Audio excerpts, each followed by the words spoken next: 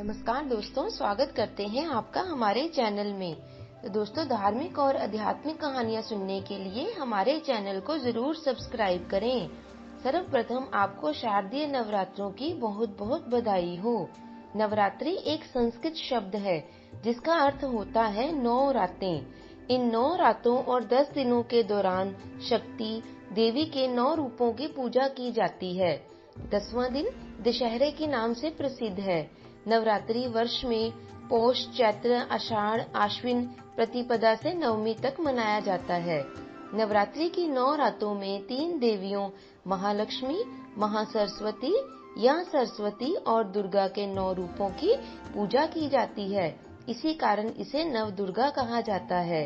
इन 9 रातों और 10 दिनों के दौरान जो भी भक्त अपनी इन देवी माता की पूजा करते हैं तो उसका जीवन दुखों से दूर हो जाता है। नवरात्रि एक ऐसा प्रमुख त्योहार है जो कि पूरे भारत में बहुत ही उत्साह से मनाया जाता है। तो दोस्तों, आइए सुनते हैं हम माँ दुर्गा की एक सच्ची कहानी। अनीता दुर्गा माँ को बहुत ही मानती थी और वो रोज ही दुर्गा माँ को भोग लगाकर ही भोजन करती थी। लेकिन अनीता के ससुराल वाले अनीता और उसकी पूजा पाठ से बहुत चिढ़ते थे और आए दिन वो अनीता को बहुत दुखी करते रहते थे। मगर अनीता फिर भी उनका अत्याचार सहती ही रहती थी। अनीता का पति अनीता से बहुत ही प्यार करता था, मगर उसे खेत का अनाज बेचने के लिए एक हफ्ते के लिए गांव से बाहर जाना पड़ता था। इसलिए उसे पत्नी पर हो रहे अत्याचार के बारे में पता ही नहीं चल पाता था। अनीता भी अपने पति को कुछ भी नहीं बताती थी। तभी कुछ ही दिनों में माँ दुर्गा की नवरात्रि आ गई। तो अनीता ने अपनी सास से कहा, माँ जी, मैं 9 दिन माता रानी के व्रत रखूंगी ताकि हमारे घर में सुख शांति रहे। ये सुनते ही अनीता की सास ने अनीता के बाल पकड़कर उसे बहुत मारा और कहा कि तू क्या माता की पूजा करके हम पर जादू करना चाहती है? तू क्या सोचती है कि माता रानी की पूजा करने से हमारा काम और बढ़ेगा, हमारे घर में सुख शांति और होगी? अरे, आज तक हमने किसी भी भगवान को नहीं माना है।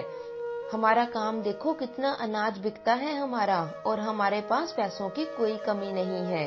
तब अनीता ने कहा, माँ जी, ऐसे ऊंचे बोल मत बोलिए, कहीं माता रानी जी को बुरा ना लग जाए। कोई बात नहीं, आप मना कर रही हैं तो मैं नहीं करूंगी व्रत, मगर ऐसा मत बोलिए मेरी माता रानी के बारे में। ये सुनते ही अनीता की सास हंसने लगी और कहने लगी कि चुप हो जा, तेरी माता रानी क्या करेगी मेरा?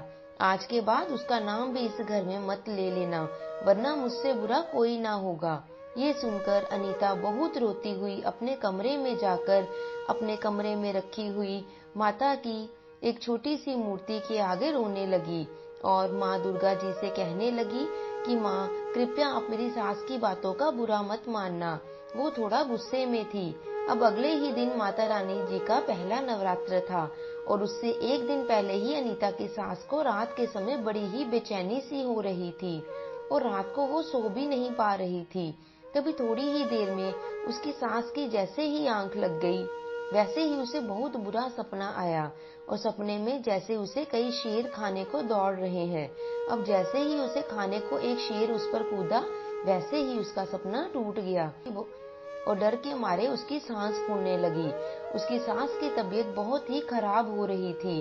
तभी अचानक आधी रात को उनका दरवाजा बजा तो दरवाजे पर अनीता का पति आया था और वो बहुत ही घबराया हुआ था। तो अनीता ने पूछा कि क्या हुआ?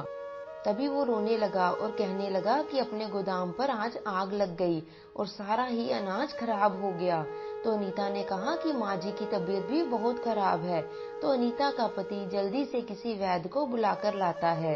तो थोड़ी ही देर में माँ को कुछ आराम मिल जाता है, लेकिन वो अब भी सो नहीं पा रही थी क्योंकि उसे शेर वाला सपना बहुत ही सता रहा था। अब अनीता की सास ने अपने बेटे से कहा, तेरी पत्नी ने हम पर कोई काला जादू करवा दिया है, इसलिए मुझे बार बार शेर के ही सपने आ रहे हैं और आज तेरे गोदाम में भी आग लग गई है। अब तू इसे घर से निकाल दे, वरना मैं इसे घर से निकाल दूंगी। तभी उसके बेटे ने कहा कि माँ, ऐसा कुछ भी नहीं है, अनीता ऐसा भला क्यों करेगी? तभी अनीता की सास बीमारी में ही रात को ही अनीता के बाल पकड़कर उसे घर से निकालने लगी। तभी तभी अचानक अनीता की सास का पैर घर की दहलीज पर बड़ी ही जोर से लगा और उसकी सास बड़ी ही जोर से बाहर की तरफ जाकर गिरी और बेहोश हो गई। तभी अचानक सब लोग मिलकर उसे अंदर ले गए।